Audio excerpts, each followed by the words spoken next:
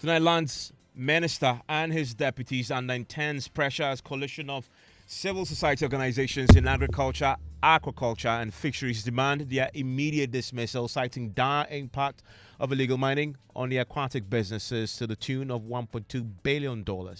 The Minister for Natural Resources and his deputies be fired for the fact that a lot of resources have been provided to them to safeguard the resources of this country. Their tenure has witnessed the worsening of our predicament.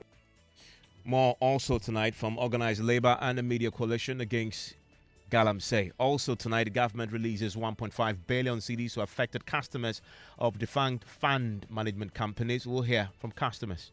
The amount released is not even up to 50% of the outstanding balances of the black sold customers. We should make sure that customers see their payments in their accounts before the end of this month of August.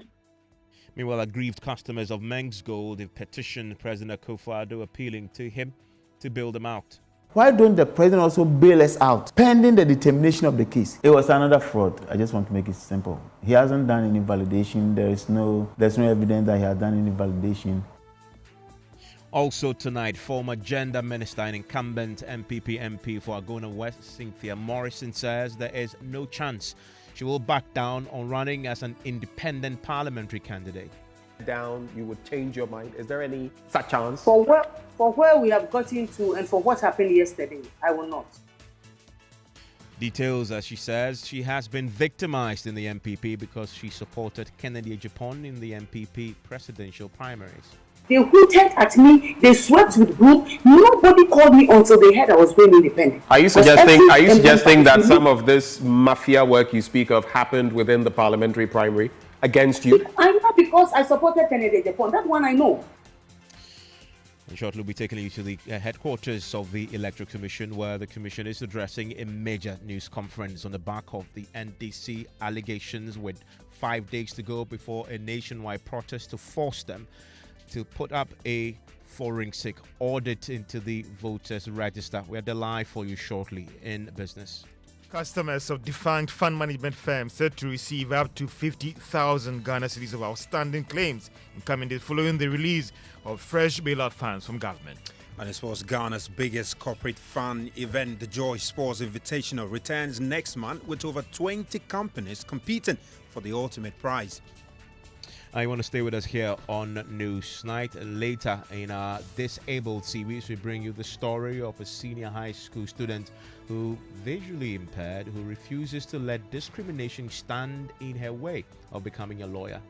Some of them also hate us naturally. I came together with my colleagues. We advise each other, encourage each other to show the world that they are also useful. So I'm studying to become a lawyer or a human rights activist.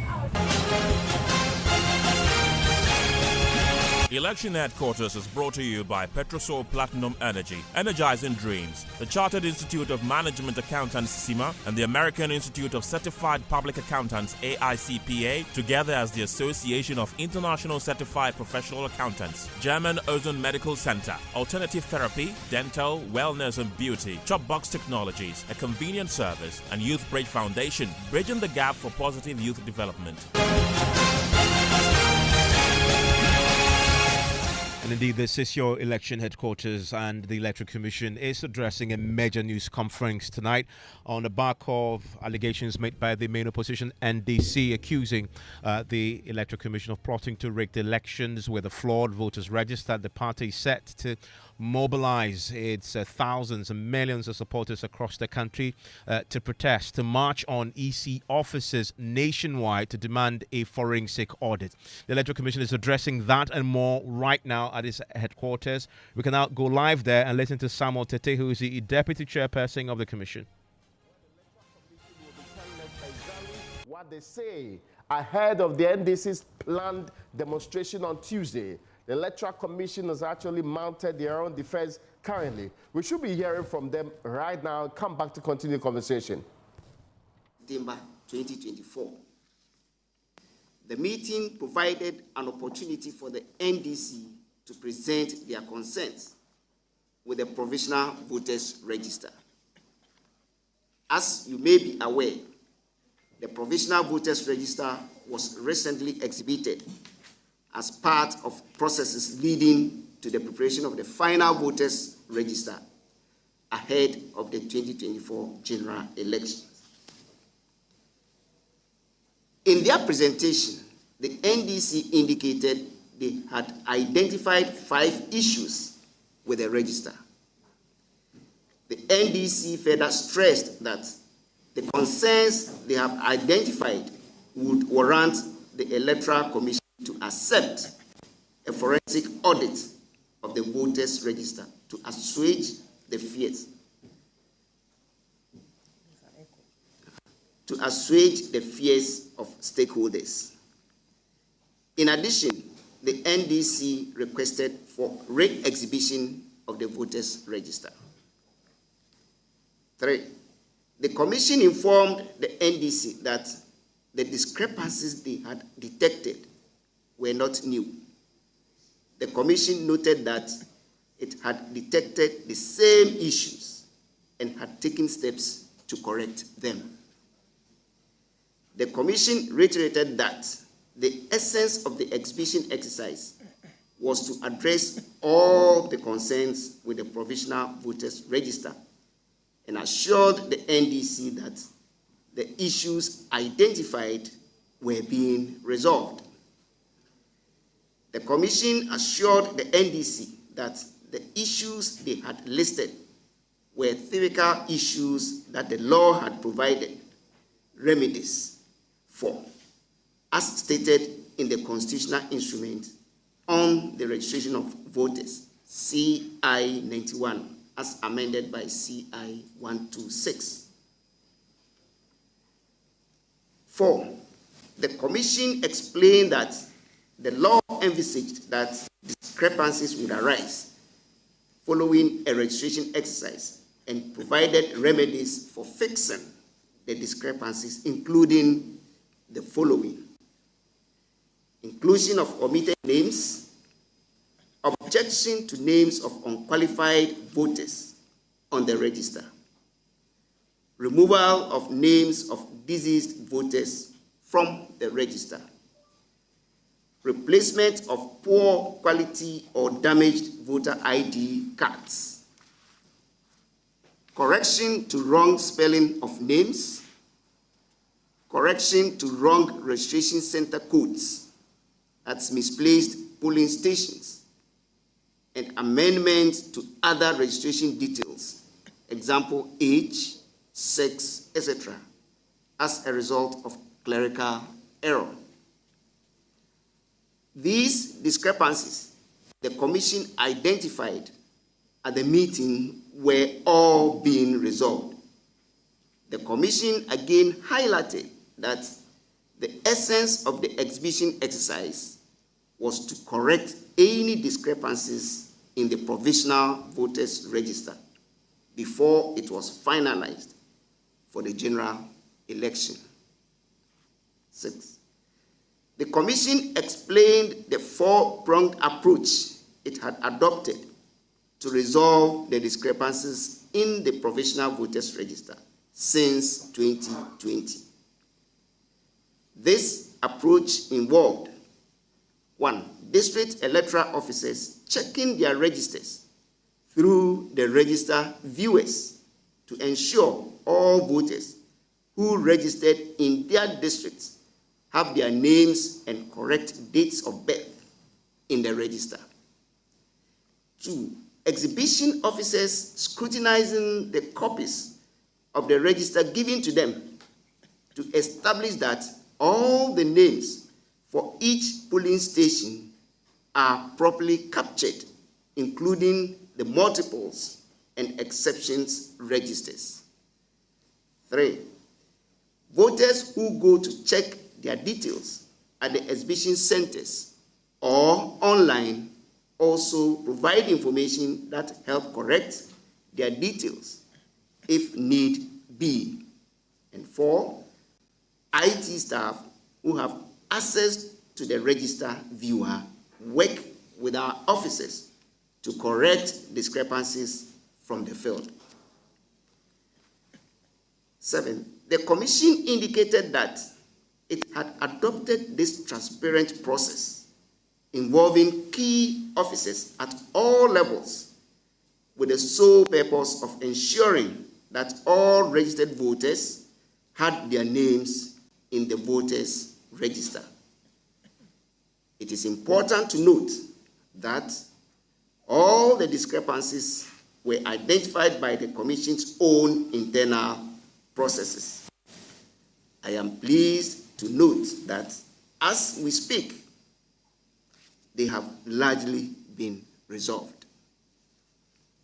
Nevertheless, the Commission assured the NDC that the issues they had raised would be investigated and a report produced and discussed with them. The EC requested a copy of the discrepancies identified by the NDC at the meeting. This was not given to the Commission. Unfortunately, several calls and requests to the NDC to obtain a copy of the discrepancies have yielded no results.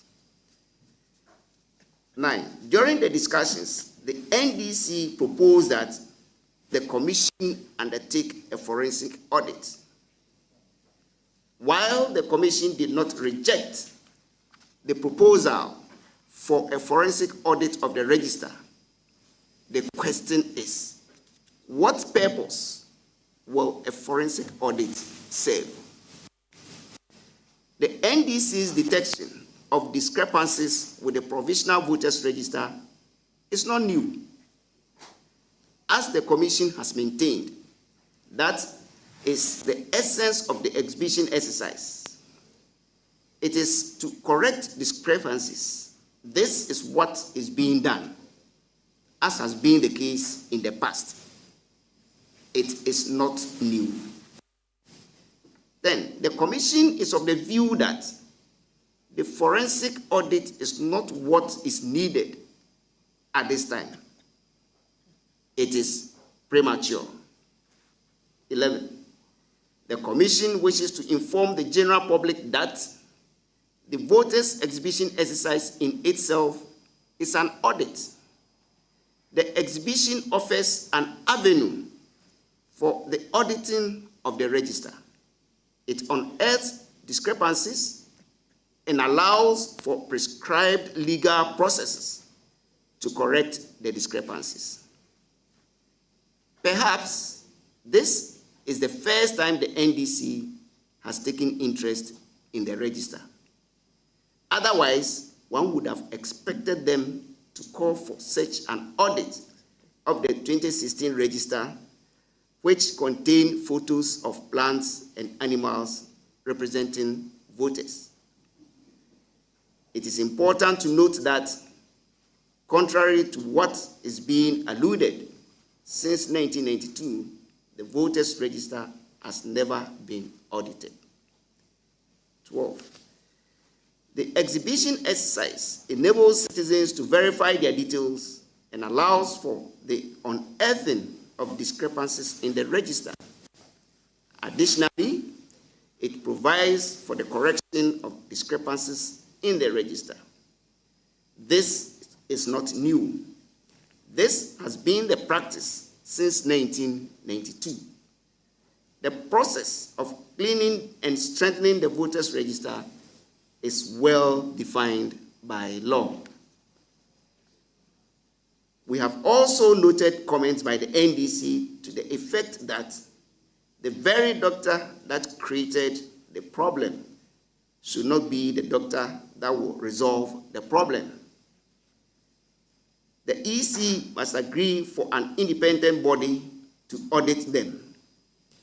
The EC holds a contrary view to the position held by the NDC.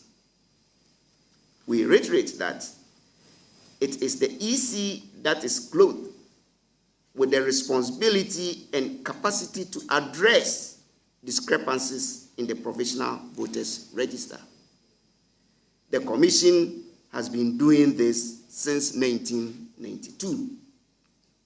It has the experience to do this and does not require any external organization to do its work.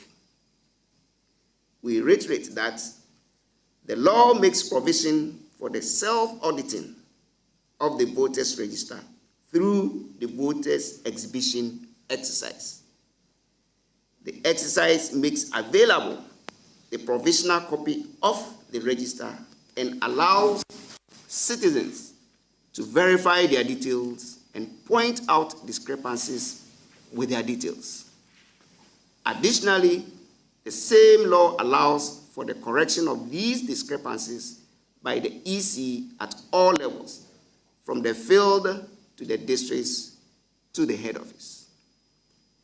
This is the laid down, tried and tested process, and it works. What then is the purpose of the proposed forensic audit? The Commission is of the view that such an audit will add no value whatsoever to the well-defined, tried and tested process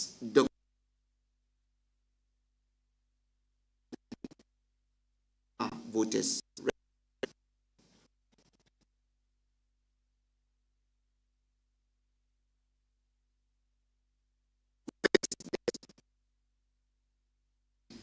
A report. The EC believes that the best way to ascertain the credibility and integrity of the 2024 voters register is the discussion table, not on the streets. Taking to the streets will not ensure a credible register. It will only cause tensions and suspicions, which are unwarranted. We call on the former president of Ghana, an eminent and respected statesman of the Republic, to encourage and bring his party to the table, as that is the best place to address issues and ascertain the truth regarding the voters' register. We are confident that the former president will heed to our calls and do everything in his power to bring his party to the discussion table. On our part, we assure the NDC of a transparent process that would demonstrate to them that all their concerns have been resolved. The Commission wishes to state that almost all the discrepancies identified have to date been corrected. As in 2020, the Commission is committed to providing the country and all political parties with a robust and credible voters register that will guarantee free, fair, transparent, and credible general election in December 2024. We urge the public to trust the EC to do this again and again. Thank you.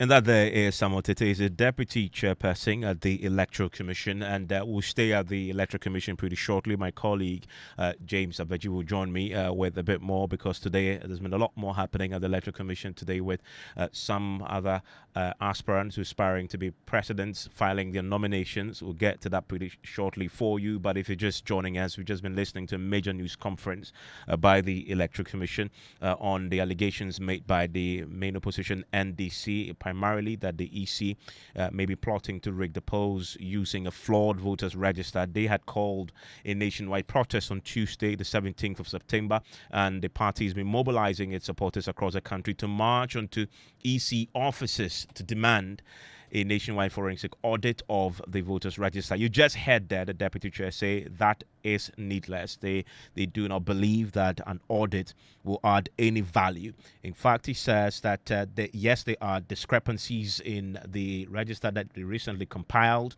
and that they have, quote, largely been investigated and addressed. The key question then becomes largely what is left to be addressed. The NDC says the way to determine that is to do a forensic audit. The EC says that they don't believe in that. Now, they also tell us tonight that they indeed promised the NDC that the issues that they put before them will be investigated, and once investigated, the findings will be discussed with them and appropriate solutions found. Now, they also threw a few jabs at the NDC, one suggesting that perhaps this is the first time that the NDC has taken an interest in the voters register at this provisional level, and indeed if they had followed closely, they would have had issues in 2016 with the register that had animals in them representing human beings, the deputy chair had also said. Now, the EC also says tonight that they have the expertise to do an audit, and that any audit of the register is one that is backed by law, and that an external body cannot do so because they have their own internal expertise to do this particular audit, and that the process of auditing is inherent in the exhibition itself, which is an auditing process, and they've dismissed that. And finally, they called on the former president, John Dramani Mahama, to get his party to the table for a discussion. They rather want to talk, and that is an appeal that has been made to John Mahama tonight by the Electoral Commission, asking John Mahama, the former president, to bring his party to the table, and that a protest on Tuesday, to quote the Electoral Commission deputy chair, will only cause tension and will not address the issues. That is the developing story from the Electoral Commission tonight. And I have with me my colleague James Aveju, who is at the press conference for us, joining us right now with a bit more. And I know, James, is the Electoral Commission prepared to take questions on this? Evans, you want to come again for me? Is the Electoral Commission prepared to take questions on this? Yes, they've opened the forum to take questions on the presentation so far, but I have to excuse and deal with you first before we go back there. And do we have any of the parties represented at this event, or is just the Electoral Commission speaking to the media? This is solely an Electoral Commission address. None of the political parties are here. Even those who came earlier to file for their presidential aspirants have all left about an hour later before this press conference began. And from what I'm seeing right now, the EC have closed shop after that particular press conference. But let's deal with other issues that has happened at the Electoral Commission headquarters today, including the filing of nominations. We have 3 female presidential aspirants who are filed now. Walk us through them. Yes, Evan. So the CPP's Nana Frimpoma Kumakuma has filed her nominations today to get on the ticket of the CPP to vie for the presidency come December 7. The GFP, Ghana Freedom Party's Ekriadonko, who has been a serial presidential candidate on the ticket of her party, has also filed this afternoon together with the embattled former General Secretary of the PNC, Janet Nabila, also filing. And so initially, 7 of them were supposed to file. 3 female candidates who are supposed to come on the back of political parties, and 4 other independent candidates. But only 3 of them, the female amongst the 7, have been able to file. The PNC was supposed to file before the Electoral Commission's press conference. They came around to the place only to return that they've identified some errors on their nomination forms, and so would decide to go back and correct that and come do the needful tomorrow. Well, one of the aspirants, the female aspirants, Janet Nabila, who we're expecting to, file on the ticket of another political party. He's a former PNC General Secretary. He filed as an independent candidate instead. Why? Do we know? Evan, so just 10 days ago, on the 2nd of September, she was outdoored as flag bearer of the new People's National Party, PNP, that was formed late last year and early this year. And just 10 days ago, she was outdoored to file on behalf of the party as their flag bearer. And so we were expecting that she would file on the ticket of a political party. When she was done with her filing, I caught up with her and asked what position, in which capacity she has filed. And she tells me that she has filed as an independent candidate.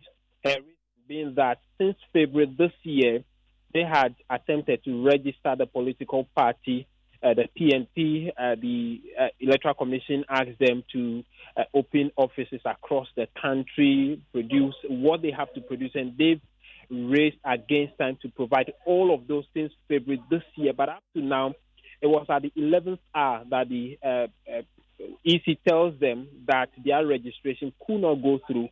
Oh, we started, that was in April. To us, we're thinking that by now the processes should be done because, number one, Electoral Commission asks us for a party headquarters. They asked about a constitution. They told us to provide them with our regional and national executives.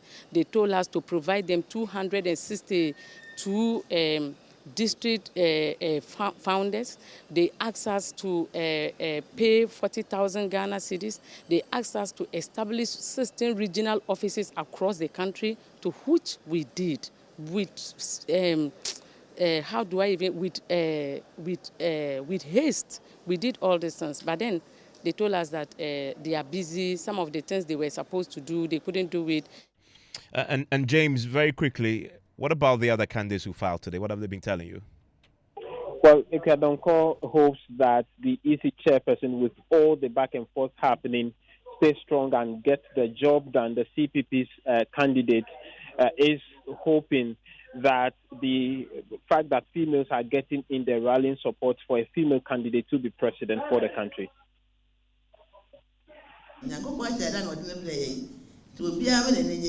One of them, man, every time, woman of the year. But then I'm asked if I saw you go for the side of the yeah, plenty of them, I am Yamin, will be a man and no, my Ghana, every year, and I'm a betting, and yeah, no. Because I also pay you. Say, will be a la, yeah, not just say, obey when and once the sun actually. When the sun actually, Yamin, if Yamin, young boy, if I would Yamin and Nabre to be a way, why did I say?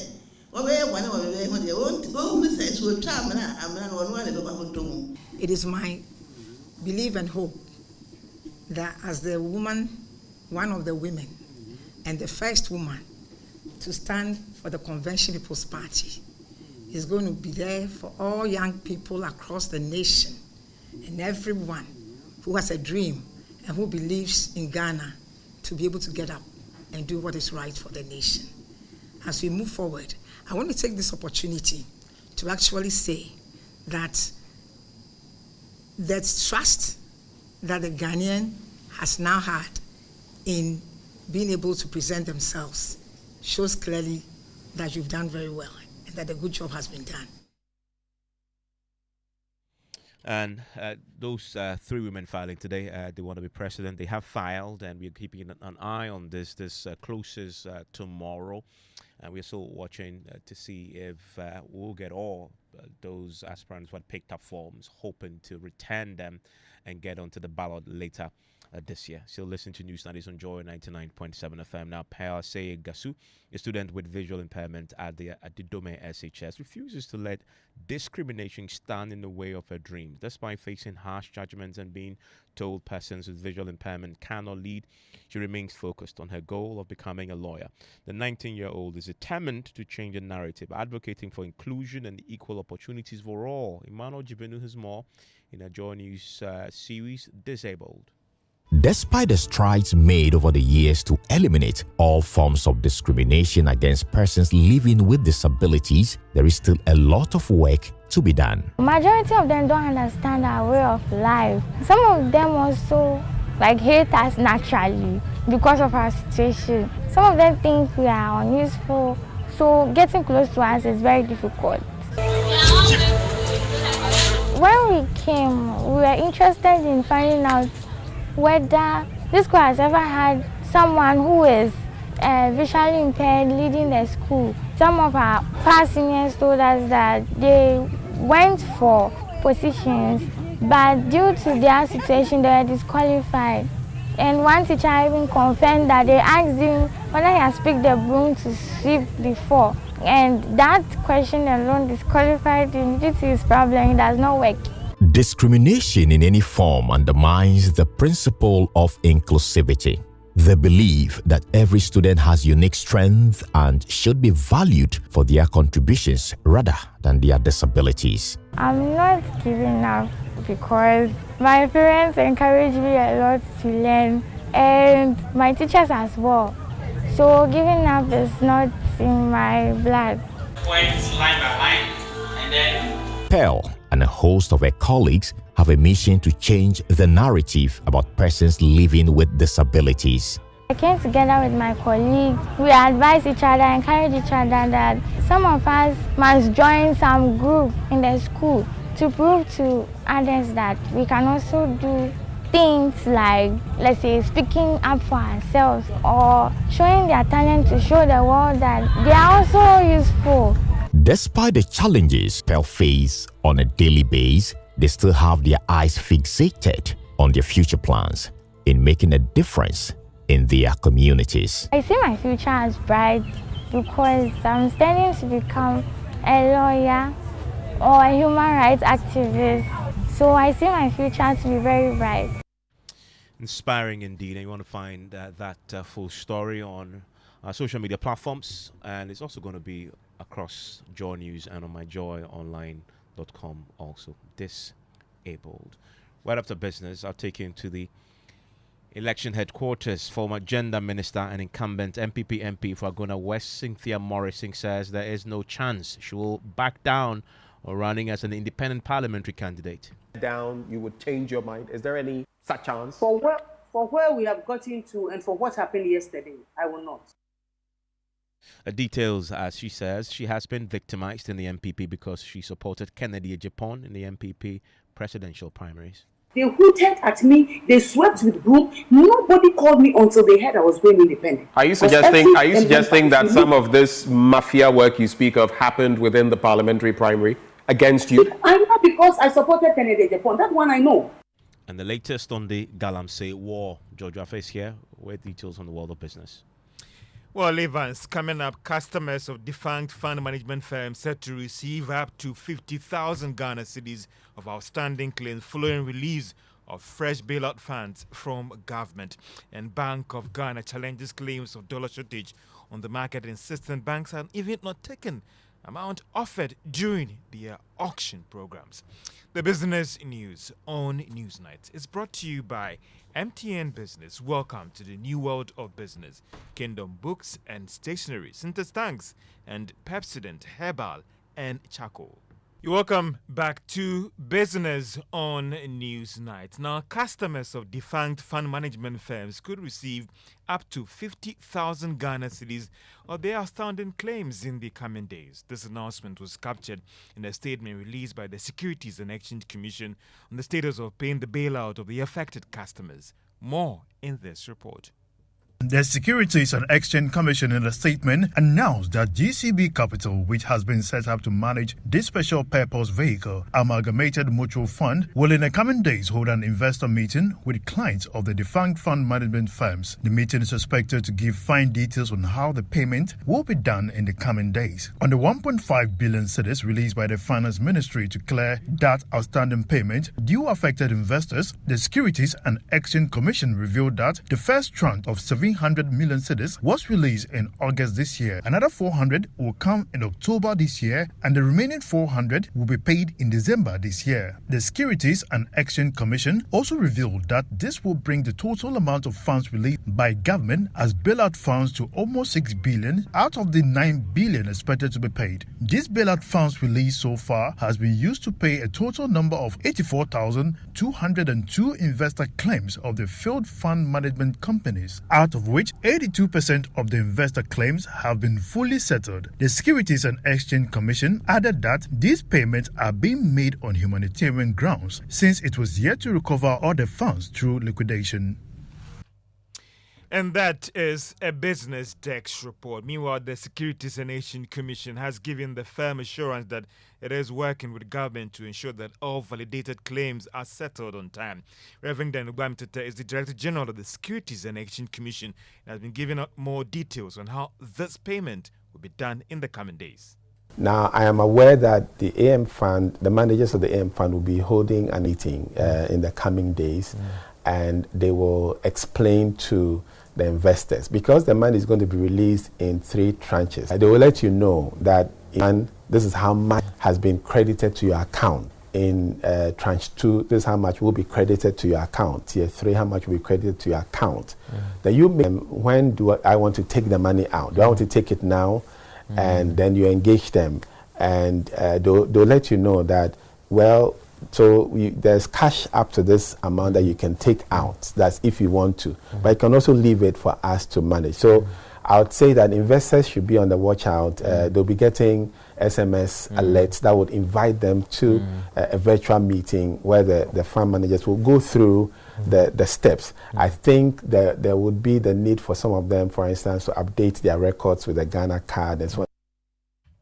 Reverend Daniel Agona is the Director General of the Securities and Exchange Commission, and he was speaking on PM Express Business Edition, which airs tonight at 9 p.m. on Joy News, and it's also live on all our social media platforms. You look at developments in the market and what is the regulator doing to actually restore confidence in that market space. Let's still stay on this subject because the convener of the aggrieved customers of Blackshed Capital, Charles Nami, says that they welcome this latest development, even though it might not be enough to address all their concerns.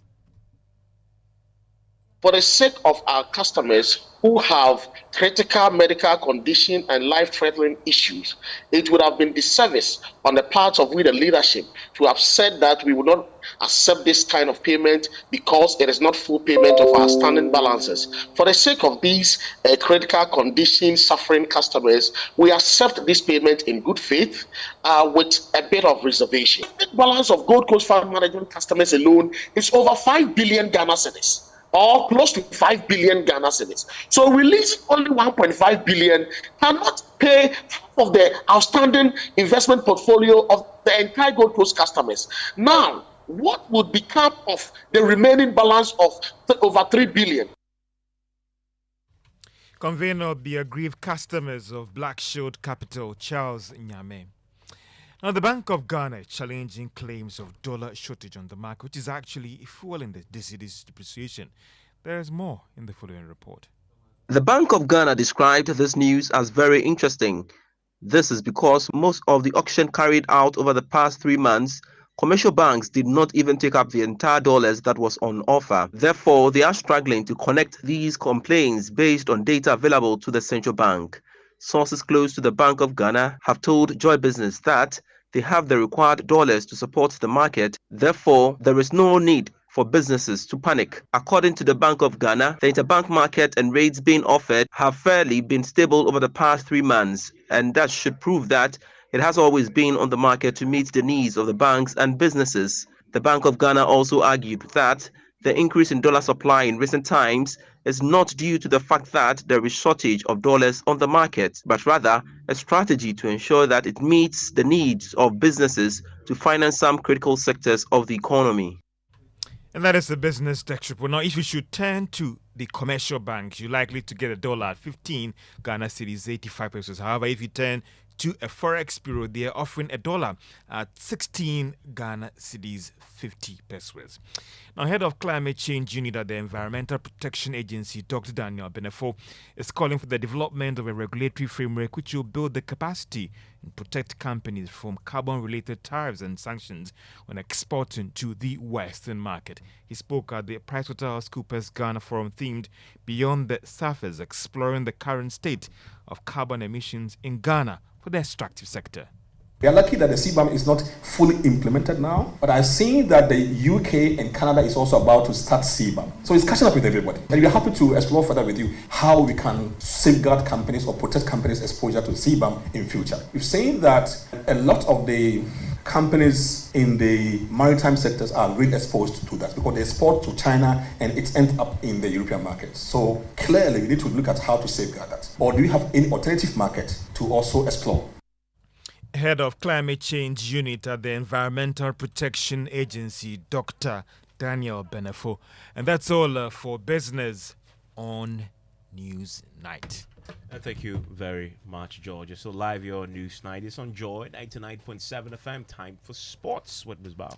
Hello, Evans. Well, quick update on that CAF ban on Ghana. It's the Sports Ministry and they have directed the Ghana Football Association to look into getting CAF to assess the University of Ghana Stadium and the Accra Sports Stadium for these facilities to be considered for the Black Stars game against Sudan next month.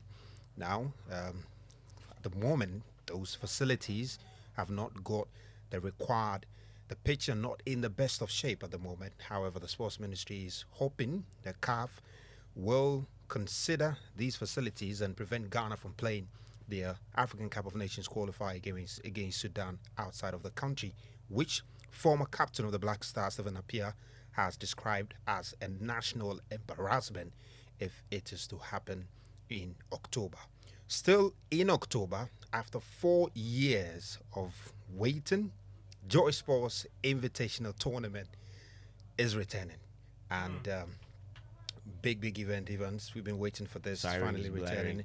And it's returning next month, Saturday, October 26th. Looking forward to it. Among the events that are going to be happening, you're going to be seeing football, you're going to see 100 meters, you're going to have 4x100 meters relay, basketball, and this year 24 companies will be participating. Already 10 companies are registered with 14 slots remaining. Here is the General Manager for Sales and Customer Service at MGL, David Max Fuga.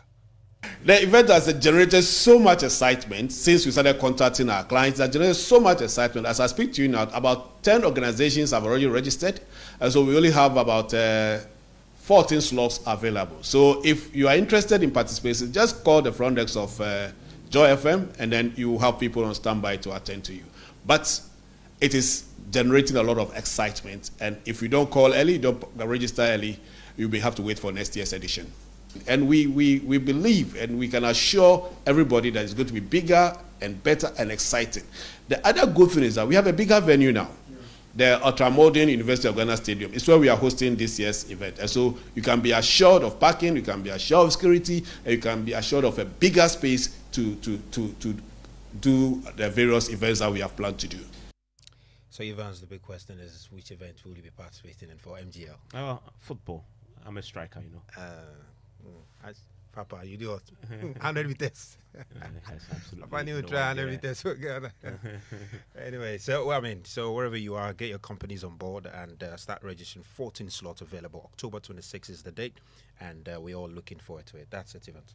Thank you very much. Now, 17 civil society organizations in agriculture, aquaculture, and fisheries are piling pressure on the president to dismiss the lands minister and his deputies about their failure to protect the environment and aquatic life. They cite widespread destruction of the country's forest reserves, alarming pollution levels of water bodies, and threats of illegal mining to the $1.2 billion annual fish import bill. This call comes on the back of an 18-day ultimatum issued to the president to declare a state of emergency to deal with the menace, and that was issued by organized labor yesterday. My colleague Papania Charlie joins me in the studio right now with more from the statement from this 17 CSOs in agriculture. What is your point exactly? Well, Evans, the first thing they make claim to is that the current situation, that is illegal mining, is wreaking havoc on the nation's agricultural and aquatic ecosystem. And the reason they have now risen and come together to pile pressure on government to do something. They have 9 demands that they are making. The first one is on government to cease all Galamsey operations immediately, and also immediate resignation or dismissal of the Minister for Mines and Natural Resources and his deputies.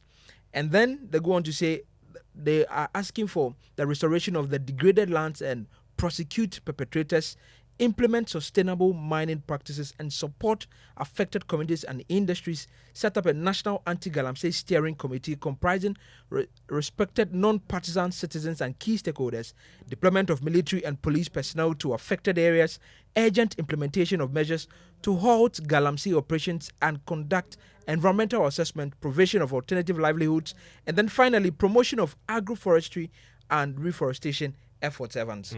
We'll be speaking shortly to the Lands and Natural Resources Minister, who will join us now on this and others. Remember that the organized labor themselves also had 5 points, starting with the declaration of a state of emergency, but they also wanted an immediate halt to all forms of small-scale mining. I want to bring him in now. Mr. Abu Junapo joins us right now. Mr. Junapo, thanks for your time here on Newsnight. Hello, Mr. Junapo, can you hear me? Hello, Mr. Junapo, can you hear me? Okay, we may have lost him there on the line. This is still Newsnight. It's on Joy at 99.7 FM. Still staying on this particular subject, though. We've seen the organized labor already responding to a statement that was issued yesterday by the Land and Natural Resources Ministry on the back of all the protests and agitations that we've seen over the period. This is the Federation of Labor's Kenneth Thompson who has been speaking to this. We have a situation where there are litany of men and women who are going through dialysis as a result of the polluted water bodies.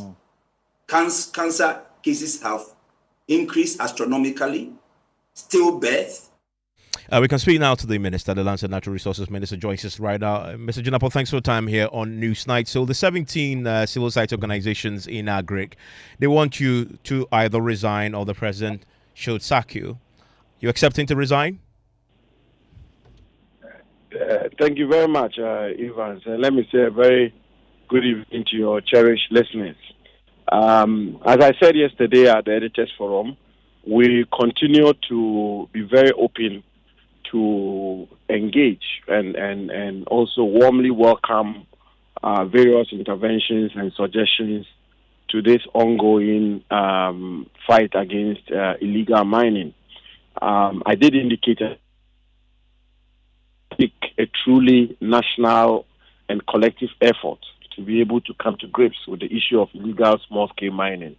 And I gave the example that whatever efforts we put in place, if the various components of the Ghanaian polity, as in the government, security apparatus, civil society organizations, traditional authorities, local government apparatus, and I should add, even more importantly, local community members do not come together and paddle in the same direction, we will not be able to make progress when it comes to the issue of illegal small-scale mining. Except that the consensus since yesterday is that government must take that leadership role, and many of the organizations, including organized labor, say they haven't seen that, for which reason they're asking for your head or the president must sack you. Will you resign? Hello, Mr. Dabo, can you hear me? I'm talking about you've made the point that this is a collective effort. It was in your statement. But the organized labor, the 17 CSOs believe government must take that lead role. You must show the political will. They haven't seen that, for which reason they're demanding your resignation or the president sacks you. Will you resign? Well, for example, I've heard some other groups say that the president should be impeached and so on and so forth. I mean, in a democracy, with the greatest of respect, people are entitled to express views and so on and so forth. I don't find a need for that. And as I said yesterday, a lot of work has been done on this matter. A lot of effort is being put into it. But at the end of the day, we will achieve the ultimate result if we work as a collective. If we put our shoulders to the wheel together and paddle in the same direction. That is the only way we can get results in this matter. And government is fully committed. I mean, I've been all over the place the past 4 or 5 days with the review that is going on and the enhanced measures we are rolling out or we're going to roll out in the days to come. So it will take a collective effort. There's no two ways about that. Government has a very important, big role to play in all of this. I mean, the water turbidity levels, they are at 14,000 NTU. Do you accept that you have failed? Well, I don't look at this matter from the point of failure or sources. The most important thing is that we have a framework, and if we have to tweak it, we do so. And I've seen turbidity levels over the period go up and down. There are times when the turbidity levels comes down, when activities lessen on the river bodies of our country. There are times when it goes up, when there is elevated activity on the river bodies of our country. What is absolutely important is that we continue with the efforts, and that is exactly what we are trying to do. Will organized labor get the state of emergency. And remember that you have 18 days to make a decision. Otherwise, they will declare a nationwide strike and you will be hit with protests. We continue to engage with all stakeholders, organized labor inclusive, and we will continue to pursue that path. And the suggestions that have been made, declare state of emergency and all of those are on the table. And I believe that when these matters are interrogated dispassionately and comprehensively, we will be in a position to find a way forward. Thank you very much. That there is the Lands and Natural Resources Minister. And very quickly, Anthony Kafutu Morrison is the CEO of the Chamber of Agribusiness and he's part of the 17 organizations who are the latest to come together to sign this statement asking for action because their farms, aquatic life is being affected. And very quickly, Mr. Morrison, we just spoken to the minister. One of your demands was that he either resigns or be sacked. He says he doesn't see the need for that. A quick reaction? Evans, thank you very much, and very good evening to your cherished listeners. I think the minister is missing the point. Yesterday, he came out to say he doesn't see the reason to declare state of emergency. It tells you the way he's underscoring the importance of what we are talking about. We are talking about 200,000 people who are involved in an illegality that is affecting 32 million people. And we have an agriculture population of 17 million people whose livelihood are being threatened by the activities of 200,000. And Evans, I'm currently in the north, and we are walking through maize farms, and you can see illegal mining taking place in maize farms. I mean, the devastation is so palpable, is it not? And very briefly, because of time, though, he says resignation won't happen. What is it? But I ask you, if that doesn't happen, what would you do? What's your next line of action? Very briefly. For the first time in the history of Ghana, farmers will demonstrate, and that we can promise him. He doesn't understand the situation we are facing. We need to protect farmland, and it's only the protection of farmland that can guarantee the food security. When will you demonstrate? Well, we are working also with the labor unions. So you'll join the organized labor. Thank you very much. That's Mr. Morrison there. He heads the Chamber of Agribusiness. And very quickly, just before we go, the former gender minister and MP for Agona West, Cynthia Morrison, says she will not back down on her efforts to be re-elected as an independent MP. Listen, she's been talking to us. Independent. As a party. Tells me he's been calling his line, and I'm like, maybe he wants me. There's something that we do in common. So I thought that was what he was calling me. So I called him and said, Daddy, I've seen your daddy. Herbert tells me that you've been calling. So I've sent somebody to do A, B, and C. So let the driver come tomorrow. Then he's like, it's not because of that. It's because of this. And I said, Daddy, nobody has called me and said anything until this far. But anyway, we'll talk about it. But I cannot promise you that I am stepping down. I'm going to the constituency. I'll talk to the people and we'll get back to you. That was when I was coming this time. My leader, Afenyo, calls me also the first time. And I told him that, Afenyo, when he started, I said, no. All the things that went on the day of election, you called me. I was on the grounds. How did you step down? You would change your mind. Is there any such chance? For where we have gotten to and for what happened yesterday, I will not. I will play it on your television. For what had happened yesterday, the audio you can play on your television. It is against me, but you can play on your TV. If your wife is being insulted like this for politics, and the people I have fed are the ones saying this, I will send it to you immediately we finish. You can play it on air. Cynthia Morrison, the former gender minister, served under this government, and she's decided to go as independent. And just before we go, you really don't want to miss the Joy News 2024 EcoBank Joy News Habitat Fair. In less than 24 hours, prospective homeowners seeking to inquire and purchase all housing needs will gather at the Chute Park of the Accra Mall, where the final train of the 2024 EcoBank Joy News Habitat Fair is making a stop starting from tomorrow, 13th of September, to Sunday, 15th of September. You really want to make a date. It's just right here at the Accra Mall. And that's it for News Night tonight. Enjoy the rest of your evening.